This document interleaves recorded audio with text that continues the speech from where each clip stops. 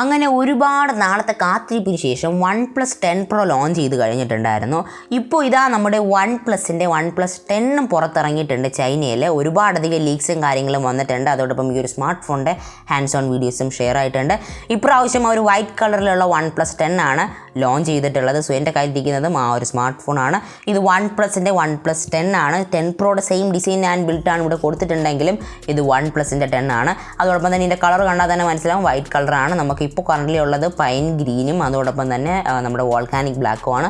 ഈ രണ്ട് colour variance ആണ് OnePlus 10 Proയ്ക്കകത്തുള്ളത്. ബട്ട് OnePlus 10ൻ്റെ അകത്ത് നമുക്ക് ഇവിടെ ആയിട്ട് കൊടുത്തിരിക്കുന്നത് കണ്ടാൽ തന്നെ മനസ്സിലാവും നല്ല പ്യുവർ ആയിട്ടുള്ള വൈറ്റ് കളറാണ് ഇവിടെ കൊടുത്തിട്ടുള്ളത്. സോ ഇത് ലോഞ്ച് ചെയ്യാൻ കുറച്ച് ടൈം എടുത്തു. കാരണം ഇപ്പോൾ OnePlus 10R വന്നു കഴിഞ്ഞു. അപ്പോൾ ഇനി അതിനെ കോമ്പറ്റീറ്റ് ചെയ്ത് നിൽക്കാൻ വേണ്ടിയിട്ട് അടുത്ത ഫോൺ ഇറക്കണം. അതുകൊണ്ടാണ് OnePlus അവരുടെ OnePlus 10 ലോഞ്ച് ചെയ്തിട്ടുള്ളത്. അപ്പോൾ OnePlus 10ൻ്റെ ഈ ഒരു എന്താ പറയുക ഡിസൈനും കാര്യങ്ങളൊക്കെ നോക്കുകയാണെങ്കിൽ എന്താ പറയുക സെയിമസ് ആ ഒരു സ്മാർട്ട് ഫോണിൻ്റെ കോപ്പി തന്നെയാണെന്ന് വേണമെങ്കിൽ നമുക്ക് പറയാനായിട്ട് പറ്റും. സോ OnePlus 10ൻ്റെ ഡിസൈനും കാര്യങ്ങളും അതോടൊപ്പം ഇതിൻ്റെ ഒരു അൺബോക്സിങ് ആൻഡ് റിവ്യൂ വീഡിയോയും നമ്മുടെ ചാനലിൽ വരുന്നുണ്ട്.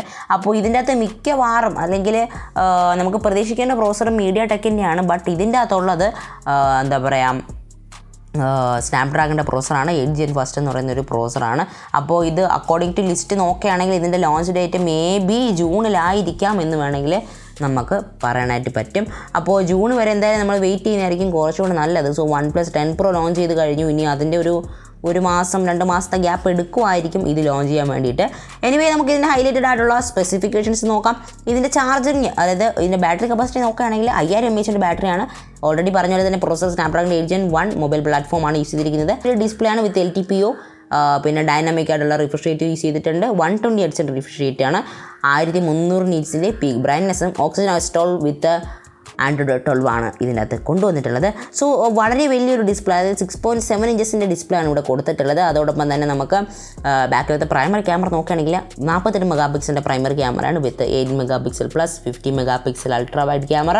Maximum 150 degree field of view നമുക്ക് ഈ ഒരു സ്മാർട്ട് ഫോണിൽ കിട്ടുന്നുണ്ട്. സോ വളരെ നല്ല രീതിയിൽ തന്നെ ഈ ഒരു സ്മാർട്ട് ഫോൺ തീർച്ചയായിട്ടും ഇന്ത്യയിൽ ഫേമസ് ആവുമെന്ന് വേണമെങ്കിൽ തന്നെ പറയാം. കാരണം എന്താ പറയുക OnePlus 10 Proയേക്കാളും അല്ലെങ്കിൽ 10Rനേക്കാളും കുറച്ചുകൂടെ ലോവസ്റ്റ് പ്രൈസിലായിരിക്കും വരുന്നത്. ഒരുപാടധികം ആൾക്കാർ റൂമർ ചെയ്യുന്നുണ്ട് ഈ ഒരു സ്മാർട്ട് ഫോണിൻ്റെ അകത്ത് IPS LCD ആയിരിക്കുമെന്ന്. എനിക്ക് തോന്നുന്നില്ല IPS LCD ആയിരിക്കുമെന്ന്. അപ്പോൾ ഇന്നത്തെ വീഡിയോ ഇത്രയേ ഉള്ളൂ. വീഡിയോ ഇഷ്ടപ്പെടുന്ന ലൈക്ക് ചെയ്യാനും ഷെയർ ചെയ്യാനും ചാനൽ സബ്സ്ക്രൈബ് ചെയ്യാനും മറക്കണ്ട. ഈ ഒരു ന്യൂസ് നിങ്ങൾ അറിയിക്കാൻ വേണ്ടിയിട്ടും ഈ ഒരു ഹാൻഡ്സ് ഓൺ വീഡിയോ കാണിക്കാൻ വേണ്ടിയിട്ടാണ് ഇന്നത്തെ വീഡിയോ ഞാൻ ചെയ്തത്.